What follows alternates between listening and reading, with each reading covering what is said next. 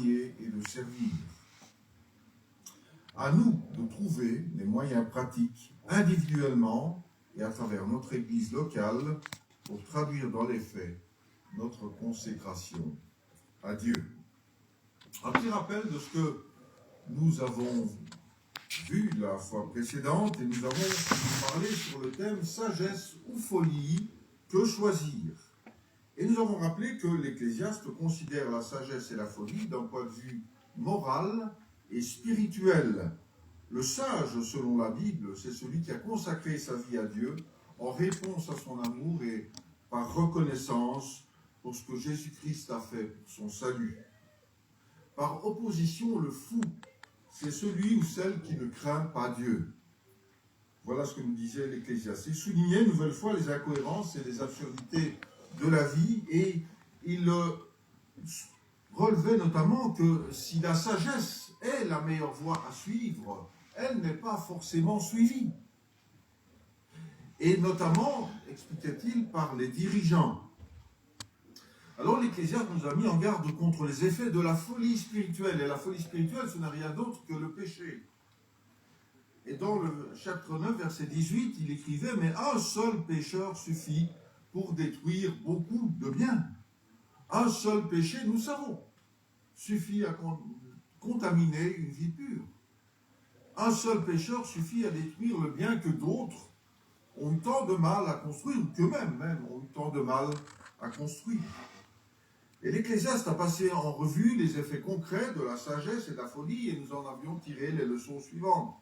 Tout d'abord, il y a deux chemins à suivre dans la vie. Le bon ou le mauvais. Et nous sommes forcément sur l'un des deux. Deuxièmement, il n'y a aucun bénéfice, aucun avantage dans la folie ou dans le péché. Ni pour nous-mêmes, ni pour les autres. Ni ici-bas, ni dans l'au-delà. Troisièmement, le péché est très infectieux. Quatrièmement, le péché est très contagieux. Cinquièmement, les autres détectent ce que nous sommes par notre comportement et par nos paroles. Nous ne pouvons pas nous cacher longtemps. Sixièmement, ne recherchons pas la sagesse pour le succès, mais le succès par la sagesse. Septièmement, cela nous amène à bien considérer comment nous devons choisir nos dirigeants. Et huitième leçon que nous avions tirée, c'était celle-ci. Quel est notre but dans la vie? Est-ce que c'est nous amuser, boire, faire la fête, gagner de l'argent, ne penser qu'à soi, ou vivre pour Dieu? Et puis nous avions terminé par 5 applications pratiques qui étaient les suivantes. Choisis la sagesse et renonce à la folie. C'est tout ça, mais c'est tellement évident et pourtant, ce n'est pas forcément ce que nous faisons. Deuxièmement, puisque le péché est infectieux et contagieux, utilisons les protections que Dieu nous donne. Et j'ai vu en entrant ce matin que certains avaient des masques. Et on voit de plus en plus de gens remettre des masques parce qu'il y a une épidémie de grippe qui sévit et qui fait des ravages dans notre pays. Et donc, c'est normal de se protéger. C'est la même chose vis-à-vis du péché. Nous devons utiliser les protections que le Seigneur nous donne. Troisièmement, mettons à la tête de nos institutions des personnes sages selon Dieu. Quatrièmement, tenons nos engagements dans le service de Dieu et de l'Église, même si, à tort ou à raison, nous nous sentons attaqués, discriminés ou négligés. Et cinquièmement, cinquième application pratique, nous avons vu qu'il fallait aiguiser la sagesse de Dieu, la sagesse que Dieu nous donne, et l'utiliser dans chaque aspect de notre vie. Et nous avons conclu que si nous sommes sur le chemin de la folie, il est temps de revenir à Jésus-Christ, qui est le chemin, la vérité, la vie, le seul chemin qui mène à Dieu, le seul chemin de la sagesse. Alors nous allons poursuivre notre parcours dans ce livre de l'Ecclésiaste qui comporte 12 chapitres et nous sommes déjà au 11e de ces chapitres. Et nous allons lire les versets 1 à 8. « Jette ton pain à la surface de l'eau, car avec le temps, tu le retrouveras. Donne-en une part à 7 et même à 8 personnes, car tu ne sais pas quel malheur peut arriver sur la terre. Quand les nuages sont gorgés d'eau, il la déverse sur la terre. Si un arbre tombe, que ce soit au sud ou au nord, il reste là où il est tombé. Celui qui observe le vent ne sèmera pas, et celui qui regarde les nuages ne moissonnera pas. Tu ne sais pas quel parcours le vent suit, ni comment les eaux se forment dans le ventre de la femme enceinte. De même, tu ne connais pas l'œuvre de Dieu, l'auteur de tout ce qui existe. Sème tes graines dès le matin et le soir, ne laisse pas ta main en repos, car tu ne sais pas ce qui réussira. Est-ce que ce sera ceci ou cela? Est-ce que l'un ou l'autre seront également bons? La lumière est douce et il est agréable pour les yeux de voir le soleil. Si donc un homme vit longtemps, qu'il se réjouisse pendant toutes ces années, tout en se souvenant des jours sombres, car ils seront nombreux. Tout ce qui arrive n'est que fumée. Et lisons encore un verset du même auteur dans le livre des Proverbes. Je vous rappelle que l'Ecclésiaste est le roi Salomon, qui a aussi écrit la plupart des Proverbes. Et dans le Proverbe 12, 27, nous lisons ceci: le paresseux ne rôtit pas son gibier, mais le précieux trésor d'un homme, c'est l'activité. Et j'espère que vous avez vu dans les passages que nous avons lus dans l'Ecclésiaste que le thème central qu'il développe, c'est l'activité. Alors je vous propose de réfléchir aujourd'hui sur ce thème: activité saine, activité sainte. Dans le chapitre 11, l'Ecclésiaste n'oppose pas l'activité à la paresse comme il l'a fait dans le chapitre 10 au verset 18, nous l'avions lu.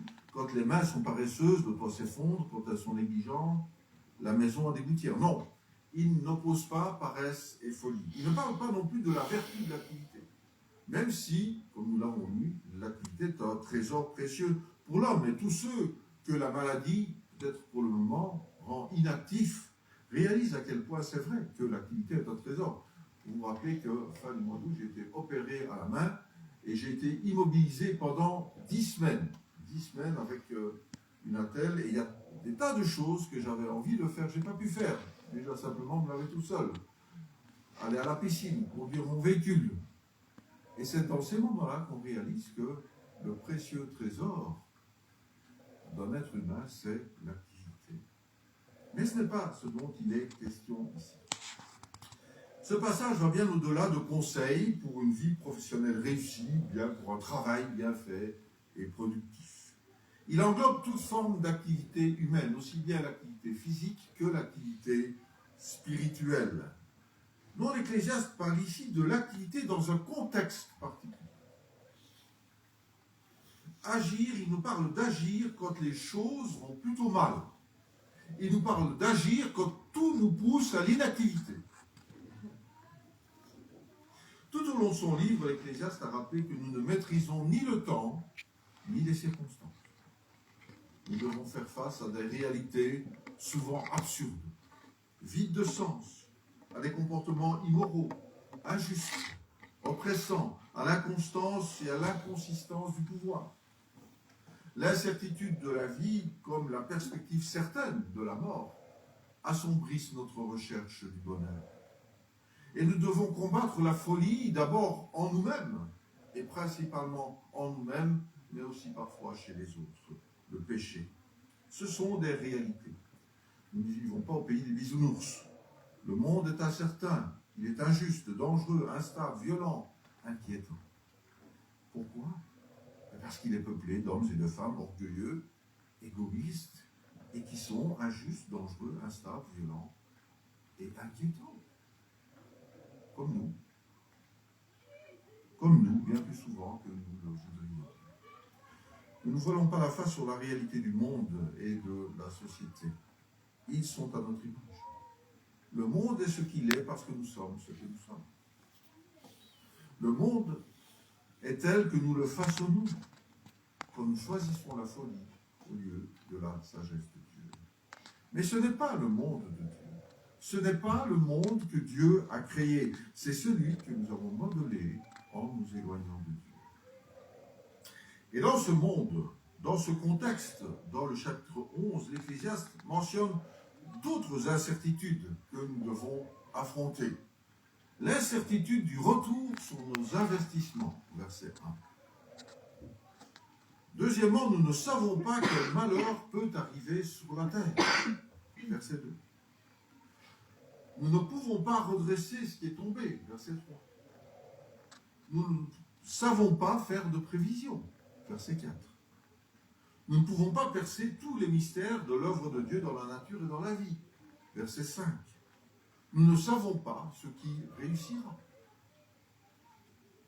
Nous ne savons pas si ce que nous faisons est réellement bon ou pas, verset 6. La vie est pleine d'incertitudes, nous rappelle l'Ecclésiaste. Tu ne sais pas. Tu ne sais pas, tu ne sais pas, tu ne sais pas. Il le répète plusieurs fois dans ces versets. Tu ne sais pas, nous ne savons pas, nous ne pouvons pas. Et face à ces incertitudes, nous pouvons développer plusieurs attitudes. Premièrement, le déni. Ouais, le monde ne va quand même pas si mal, hein? Tout va s'arranger, l'homme va s'améliorer, on va trouver des solutions. Le déni. Deuxièmement, l'anxiété. Ce monde me fait peur. On est au bord de la 3e guerre mondiale. Ça va de mal en pire. L'anxiété. Ou alors le découragement. Il n'y a plus rien à faire. C'est foutu. Je laisse tomber. Le découragement. L'opportunisme. Je profite de la vie autant que je peux avant la mort ou le chaos mondial. L'opportunisme. L'attentisme. J'attends de voir ce qui va se passer. Je ne fais plus rien. Je ne prends plus de risques. L'attentisme. Ou le doute. Dieu est-il vraiment au contrôle de toutes choses? Dieu veut-il réellement mon bien? Qui d'entre nous n'est pas passé par quasiment tous ces sentiments, toutes ces émotions, toutes ces réflexions, ces attitudes? Sincèrement, quand je vois ça, je dis, oui, ça, je suis passé par chacune de ces attitudes. Et je ne vous cache pas que l'état du monde me rend triste. Quand on est chrétien, qu'on est naïf, qu'on n'est pas lucide sur la réalité du monde. Ça m'interpelle. Je me dis parfois, à quoi bon? Mais comme l'Ecclésiaste, je refuse de sombrer dans la morosité, dans le cynisme ou dans le découragement. Je refuse de baisser les bras, je refuse de démissionner. Parce que Dieu contrôle toutes choses. Et comme l'apôtre Paul écrit dans Romains 8, 28, du reste, nous savons que tout contribue au bien de ceux qui aiment Dieu. Tout, y compris le mal. De ceux qui sont appelés conformément à son plan. Et même si je ne connais pas toute l'œuvre de Dieu, il est à l'œuvre. Et il est l'auteur de tout ce qui existe, comme le dit le verset 5. Il y a toujours à faire pour éclairer le monde, surtout s'il devient plus sombre. Parce qu'il n'y a que la lumière qui peut dissiper l'obscurité. Uniquement la lumière. Et comme l'Ecclésiaste a démontré, le bonheur ne dépend ni de ce que je possède, ni de mes succès, ni de mes plaisirs, tous plus vains les uns que les autres. Mon bonheur aujourd'hui ne trouve pas sa source dans les circonstances extérieures de ma vie, mais dans la présence du Christ par l'action de son esprit à l'intérieur de ma vie. Mon bonheur ne dépend pas de ce que je suis, mais de ce que Jésus-Christ est, de ce qu'il est en moi, de ce qu'il est pour moi, de ce qu'il a fait pour moi à la croix. Et cette réalité de Dieu était aussi vraie pour l'Ecclésiaste, qui faisait de Dieu la source de la sagesse et de son bonheur.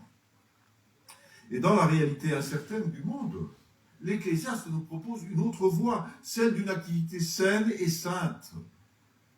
Car notre activité ne peut pas être saine si elle n'est pas sainte. Une seule lettre fait la différence entre le mot saine et le mot sainte. Une seule lettre qui fait la différence. Notre activité est sainte parce qu'elle se passe sous le contrôle de Dieu dans un monde qui est contrôlé par Dieu. Et plutôt que le laisser aller et la paralysie, l'Ecclésiaste nous propose une voie courageuse. Agir.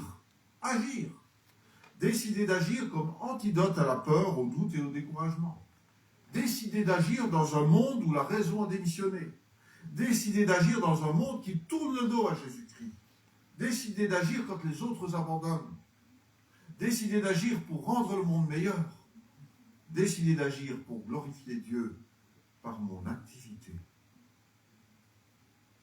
Et les 6 premiers versets du chapitre 11 contiennent des exhortations qui sont des impératifs. Jette ton pain. Verset 1. Donne-en. Verset 2. Sème tes graines. Ne laisse pas ta main en repos. Verset 6. C'est un appel très net à l'action. Mais vous allez dire, ok, mais comment agir? Mais l'Ecclésiaste nous donne des pistes et il utilise des images très simples de la vie quotidienne. Première chose qu'il nous dit en filigrane, c'est « Lance-toi dans l'aventure de la foi ». Verset 1. « Jette ton pain à la surface de l'eau, car avec le temps, tu le retrouveras. » C'est clairement un appel à la foi. C'est un appel à nous lancer dans la grande aventure de la confiance en Dieu. Le pain que l'Ecclésiaste demande de jeter à l'eau, qui est, et il est écrit ton pain, donc ça veut dire notre pain, ce ne sont pas seulement nos biens, ce sont aussi nos talents, nos dons, nos capacités de service. Mon beau-père était un pêcheur acharné. Un pêcheur, bien sûr, comme nous tous, mais c'était aussi un pêcheur. La pêche, c'était son hobby. Et je l'accompagnais souvent. Et il m'a tout appris, enfin le peu que je sais, il me l'a appris. Et j'ai remarqué en fait qu'il faisait des boulettes en mélangeant de la boue avec du pain. Il mélangeait de la boue avec du pain, puis il jetait les boulettes dans la rivière, et il les jetait à plusieurs endroits. Hop, tout près, loin, à droite, à gauche, etc. Pourquoi? Il m'expliquait que le pain, comme ça, se libérait petit à petit dans l'eau, et comme il ne savait pas où était le poisson, il en jetait à plusieurs endroits pour amorcer, pour essayer de faire venir le poisson vers l'hameçon où se trouvait son appât. Il mettait toute sa science, toute son expérience en action pour attraper le poisson. Il pouvait passer des heures à attendre ça. Parfois, le poisson mordait, parfois, il rentrait bredouille, mais ça ne le décourageait pas. Et il recommençait, encore, jour après jour. Il jetait son pain à la surface de l'eau avec la certitude qu'il allait en ressortir quelque chose.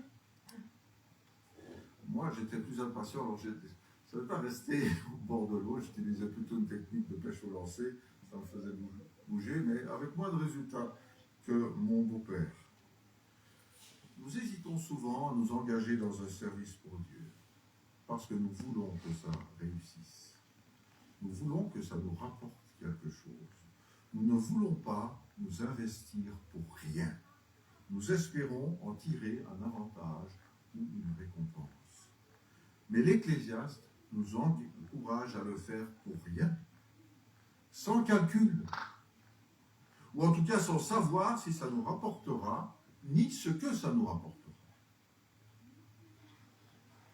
L'Ecclésiaste nous exhorte à servir en prenant des risques, mais aussi en saisissant les opportunités, sans oublier personne, sans exclure aucune façon de bien faire ou de faire du bien. Jette ton pain à la surface de l'eau, à droite, à gauche, devant, derrière. Car ce pain que nous donnons de nous-mêmes pour les autres finira toujours par produire quelque chose de positif. Toujours. Jette ton pain, car avec le temps, tu le retrouveras. Et le positif, ce sera dans la vie des autres, ou dans la nôtre, et le plus souvent dans les deux. Mais pour cela, il faut faire confiance à Dieu. Il faut jeter notre pain, mais il faut aussi nous jeter à l'eau. En faisant confiance à Dieu, qui est le maître des circonstances et des projets que nous formons.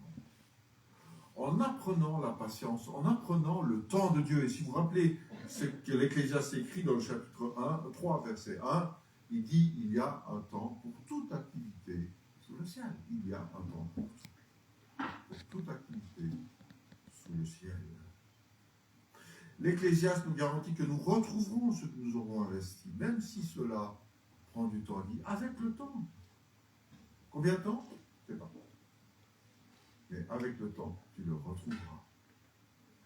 Dans Hébreux 6, versets 10 à 12, nous avons la même garantie de la part de Dieu. Et nous sommes incités à servir avec persévérance.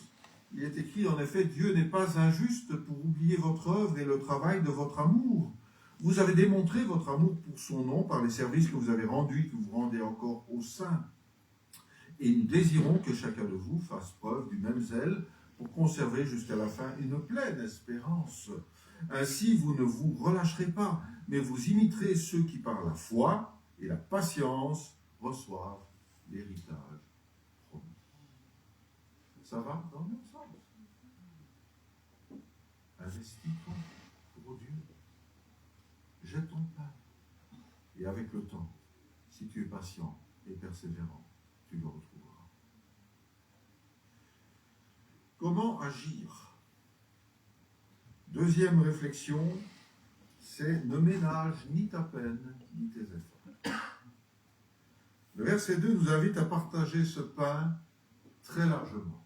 Il est écrit, donne-en une part à 7 et même à 8 personnes, car tu ne sais pas quel malheur peut arriver sur la terre. L'Ecclésiaste nous presse de donner, il nous presse de nous donner sans compter, de donner à toute personne dans le besoin, de ne pas retenir notre générosité, de ne pas retenir notre service aux autres, de ne pas compter notre engagement pour Dieu, de ne pas dire, mais moi je fais ça, mais lui ne fait pas ça, alors ben moi je vais calquer mon engagement par rapport à ce que l'autre fait. Non. Investissons pour les autres avec foi ce que Dieu nous donne. Ne nous limitons pas, ne sélectionnons pas. L'encyclopédie des difficultés bibliques nous dit que le pain peut aussi désigner le pain spirituel, bien évidemment. C'est-à-dire l'évangile, que nous sommes appelés à répandre largement, sans nous préoccuper de savoir si le terrain que nous ensemencerons sera fertile ou pas. Combien d'histoires avons-nous entendu qui racontent les récoltes inattendues, avec des Bibles, des traités qui ont été semés, distribués, donnés, des témoignages rapides qui ont changé la vie des gens qui étaient en recherche de la vie. Jette ton pain spirituel à la surface de l'eau. Avec le temps, tu le retrouveras. Rappelons-nous que Jésus est le pain de vie. Jésus est le pain de vie. Il est dit dans Jean 6, 35, moi je suis le pain de la vie. Celui qui vient à moi n'aura jamais faim. Celui qui croit en moi n'aura jamais soif, nous dit Jésus. Tant que nous pouvons le faire, c'est-à-dire tant que nous en avons les moyens, la santé, donnons de nous-mêmes, donnons de nous-mêmes, partageons l'évangile, témoignons de Jésus-Christ largement. Avant qu'un malheur, une maladie, une guerre, un accident de vie ou la mort ne nous en empêche. Avant que nous ayons des regrets de ne pas avoir fait ce que Dieu attend de nous et d'être passé à côté de notre vie. Vous savez, quand on vieillit, quand on prend de l'âge, on regarde en arrière. Et on se dit, qu'as-tu fait de ta vie? Et on se pose la question. On se rend compte qu'il y a eu des occasions manquées. On n'a pas toujours fait ce qu'on aurait dû faire. On aurait pu faire plus, qu'on aurait pu faire mieux. On se pose la question. Mais il viendra un jour où quelqu'un d'autre nous posera la question. C'est Jésus-Christ. Lorsque nous serons face à lui, il nous dira la même chose. Qu'as-tu fait de ta vie? Qu'as-tu fait des talents que je t'ai donnés? Des dons spirituels que tu as reçus? Qu'as-tu fait de ta vie? Comment agir? Troisièmement, n'attends pas les conditions idéales. Dans les versets 3 et 4, l'Ecclésiaste nous rappelle que nous n'avons aucun contrôle sur les forces de la nature. Quand les nuages sont gorgés d'eau, ils la déversent sur la terre. Si un arbre tombe, soit au sud ou au nord, il reste là où il est tombé. Hein, on l'a vu, il y a eu des grands vents encore dernièrement. Il y a eu plein d'arbres qui sont tombés un peu partout. Donc, on ne pouvait pas dire où ça allait tomber. Celui qui observe le vent ne sèmera pas, et celui qui regarde les nuages ne moissonnera pas. Mais tout ça, c'est d'abord un rappel de notre impuissance. On ne peut pas empêcher la pluie de tomber. On aimerait bien, avant que les rivières ne débordent, qu'il y ait des inondations dévastatrice. Mais on ne peut pas. On ne peut pas empêcher les arbres de tomber, on ne peut pas prédire non plus l'endroit de leur chute. Et ces nuages noirs, ces nuages et ce vent peuvent aussi symboliser les nuages noirs qui s'amoncellent sur notre route et les vents contraires qui soufflent contre nous, parce qu'il y en a, évidemment, dans notre vie. Mais si nous sommes comme l'agriculteur qui ne sème pas et qui ne moissonne pas, avant que les conditions météo ne soient idéales, nous pouvons être tentés aussi de faire la même chose, de ne rien faire en fait. De ne rien faire parce que toutes les conditions idéales ne sont pas remplies. Et c'est souvent une excuse ou le signe de notre manque de foi. Alors si nous attendons le moment idéal pour suivre Jésus-Christ ou pour servir dans l'Église, nous risquons d'attendre longtemps. Si nous attendons de trouver l'Église parfaite, nous n'arrêterons pas de changer d'Église.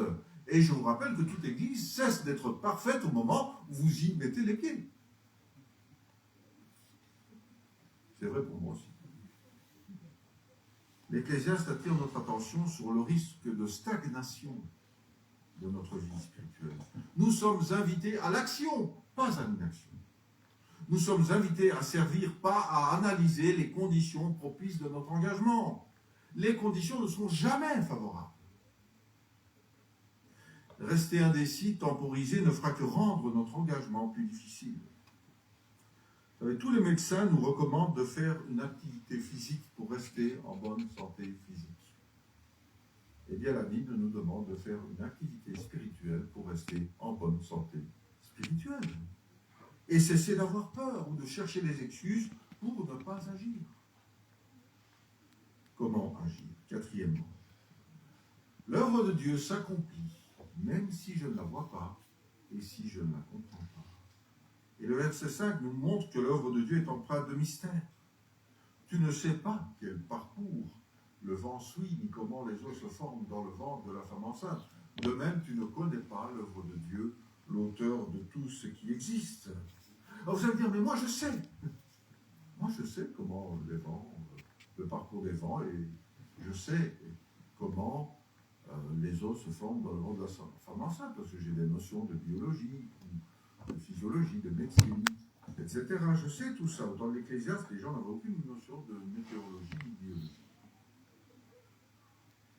Ils ne pouvaient pas expliquer ces choses dont parle l'Ecclésiaste.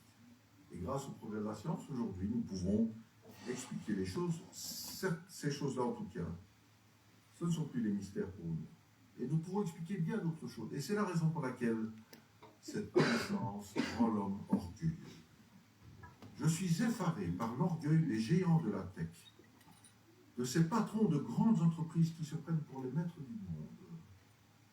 La technologie, aujourd'hui, c'est notre tour de Babel.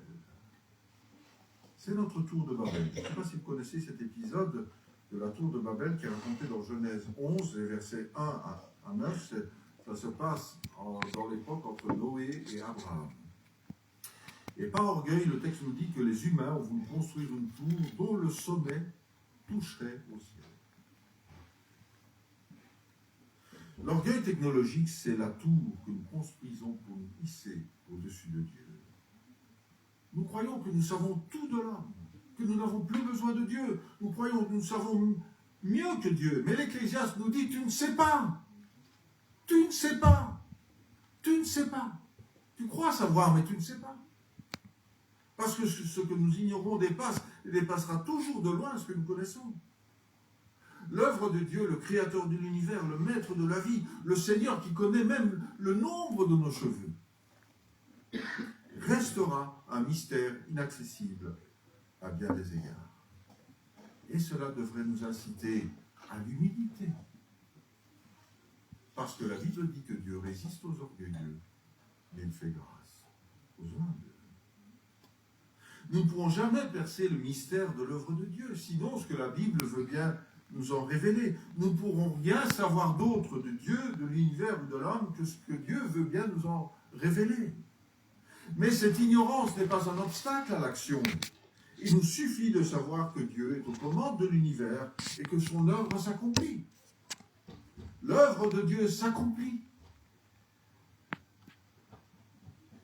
Roy Hession a écrit, contrairement à ce que beaucoup pensent, la seule chose qui rend la vie humaine réellement intéressante, c'est l'action de Dieu dans cette vie. Comment agir? Cinquièmement, cesse de réfléchir. Agis. Agis. Coëlette, l'autre nom de l'Ecclésiaste, nous donne la consigne finale dans le verset 6. Il dit, sème tes graines dès le matin et le soir. Ne laisse pas ta main en repos, car tu ne sais pas ce qui réussira. Est-ce que ce sera ceci ou cela? Est-ce que l'un et l'autre seront également bons? Sème, sème, répands les graines. Encore une fois, c'est un impératif, c'est un ordre d'agir qui est valable dans la vie personnelle, pour nos projets, mais aussi dans notre vie spirituelle.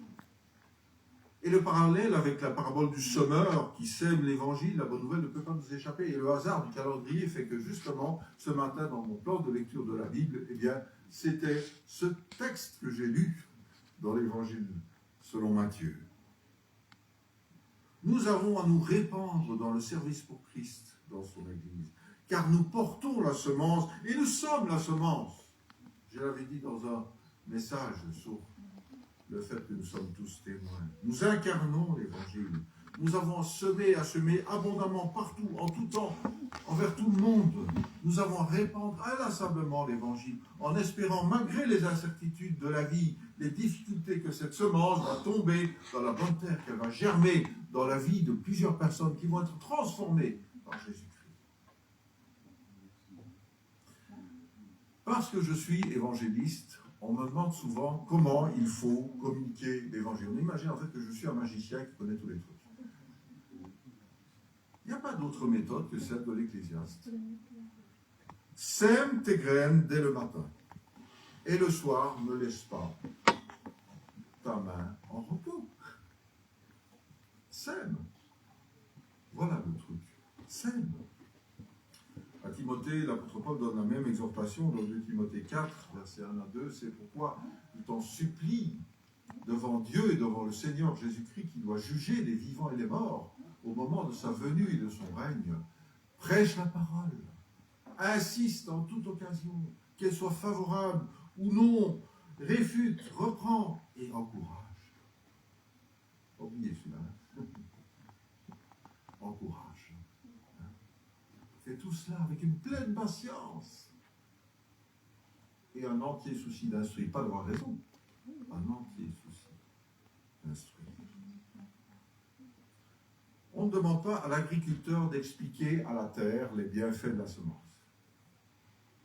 On ne lui demande pas de semer ses graines, tout simplement. Parce que semer, c'est le seul moyen de moissonner. Si vous ne semez pas, vous ne moissonnerez pas. L'évangile que nous partageons, l'évangile que nous manifestons dans notre service, c'est le seul moyen de voir l'évangile pousser dans la vie des autres. Alors ces 5 exhortations peuvent nous sembler un peu austères, directives, rébarbatives, pénibles. Nous n'aimons pas qu'on nous dise quoi faire, même quand c'est Dieu qui nous dit. Alors, il y a une 6e chose sur laquelle insiste l'Ecclésiaste. Et il nous indique l'état d'esprit dans lequel nous devons agir. Agis dans la joie et par la joie. Nous trouvons ça au versets 7 et 8.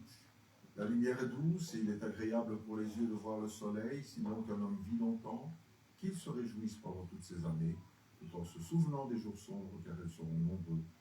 Tout ce qui arrive n'est que fumée. Alors l'Ecclésiaste nous demande d'agir avec foi, bien sûr, mais il nous demande aussi d'agir avec joie. La vie par la foi ne peut se faire qu'avec joie. Parce que l'aventure de la confiance en Dieu, c'est confier notre vie à Jésus-Christ et laisser le Saint-Esprit diriger notre vie. Et le fruit de l'Esprit, c'est l'amour, la joie. L'amour, la joie, la paix, la patience, la bonté, etc. L'amour, la joie. Le fruit de l'esprit, c'est la joie. Dieu accompagne ses commandements, bien sûr, de la capacité de les suivre, mais aussi de la joie de les suivre. De la joie. La joie dans le service pour Dieu, et c'est justement ce qui distingue la foi de la religion. La religion, c'est une obligation sans joie. La foi, c'est un abandon volontaire à Dieu dans la joie. La joie de Dieu nous permet d'agir pour lui pendant toutes les années de notre vie, écrit l'Ecclésiaste. Et Néhémie nous le dit aussi dans Néhémie 8, 10, la joie de l'Éternel sera votre force. La joie de Dieu nourrit notre action, même si nous vivons longtemps, même si les jours sombres sont nombreux, même si tout ce qui arrive n'est que fumée. Nous dit le verset 8, c'est la joie de savoir que nous agissons pour Dieu. Et cette joie exprime que nous trouvons notre plaisir en Dieu. La joie nous permet aussi d'équilibrer notre vie, de faire des pauses dans notre activité pour apprécier la douceur de la lumière et l'éclat du soleil, nous dit le verset 7. De nous ressourcer auprès de Jésus, la lumière du monde, auprès de la chaleur de l'Évangile. Les loisirs et le repos sont importants, le ressourcement spirituel aussi, mais ils ne peuvent se concevoir qu'avec l'activité, bien sûr. On ne se repose vraiment que si on a travaillé. La joie que nous trouvons dans le ressourcement en Christ nous donne le courage de continuer à agir pour la gloire de Dieu. Il est temps de conclure. L'aventure de la foi, c'est l'action. L'aventure de la foi, c'est l'activité saine et sainte. L'activité saine et sainte. Devant la misère spirituelle du monde, devant l'état lamentable des êtres humains déchus, face aux forces hostiles qui se sont liguées contre lui pour le faire taire et le conduire à la mort, Jésus-Christ aurait pu décider de ne rien faire. Il aurait pu rester là où il était, bien au chaud, dans son ciel, alors que les anges célébraient sa gloire et chantaient Saint, Saint, Saint et l'Éternel des armées. Il aurait pu attendre une fenêtre d'opportunité qui ne viendrait jamais. Il aurait pu renoncer, il aurait pu dire tant pis pour eux, ils l'ont bien mérité. Mais Jésus-Christ a décidé d'agir. Personne d'autre ne pouvait faire ce qu'il a fait. Personne d'autre que Jésus-Christ ne pouvait donner sa vie pour nous, subir à notre place le châtiment que nous méritons pour nos péchés. Jésus n'a pas attendu, Jésus n'a pas reculé, il n'a pas renoncé. Il a agi. Il a agi. Parce qu'une joie plus grande l'attendait. Il est dit de Jésus en Hébreux 12, versets 2b et 3, en échange de la joie qui lui était réservée, il a souffert la croix, en méprisant la honte qui s'y attachait, et il s'est assis à la droite du trône de Dieu. Pensez en effet à celui qui a supporté une telle opposition contre lui de la part des pécheurs, afin de ne pas vous laisser abattre par le découragement. Alors, face à l'exemple de Jésus-Christ, qu'attendons-nous pour agir et pour nous donner à Dieu? Amen. Je vous invite à prier.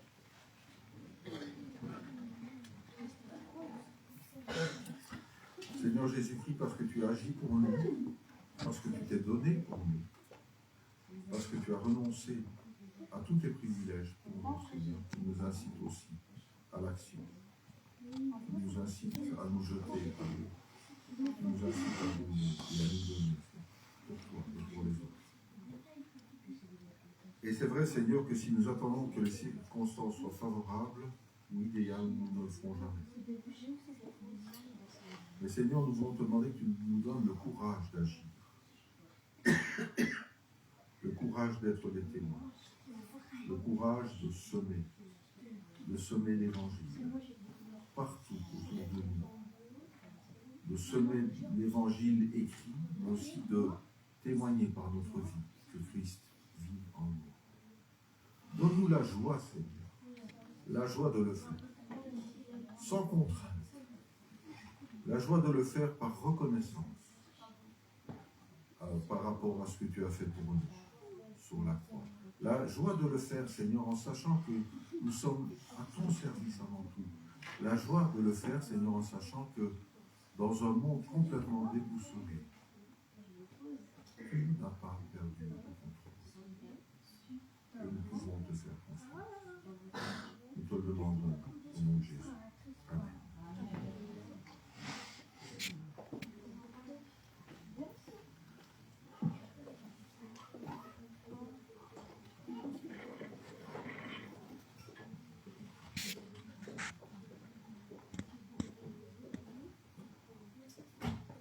Question.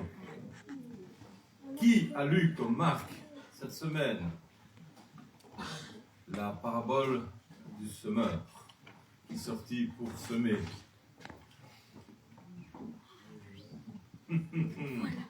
Tu me crois, Moi. Vous savez pourquoi? Parce que c'était dans le planning. Mais ce n'était pas le même planning que toi. C'était il y a quelques jours. Qui n'a pas reçu son lecteur pour l'année qui arrive, qui a commencé déjà? Vous venez le chercher ici dans le sac après le culte. Et je vous encourage à lire la Bible, parce que c'est notre pain de tous les jours. Mes feuilles. Sans mes feuilles, je suis perdu. Un pauvre homme. Quelques annonces. Demain, réunion de prière à 20h, à 19h. Je rappelle pour ceux qui le désirent, il y a un séminaire webinaire, je ne sais pas comment on dit tout ça, c'est pas mon truc, mais à 20h, qui est donné par l'Institut biblique. Il faut juste aller sur leur site, s'inscrire pour avoir le lien pour se connecter. Et c'est sur le chant dans l'église. Donc c'est à 20h demain. Mardi à 19h, nous aurons comité d'église. Mercredi à 19h, répétition pour les chants pour dimanche prochain. Dimanche, culte à 10h30. Et dimanche, de 13h à 16h30, le groupe 12-18. Je ne me trompe pas, hein? Bien. Alors, je vous rappelle, soyez dans la prière cet après-midi pour soutenir Aïcha dans son ministère qui va à Saint-Genèse, dans une église.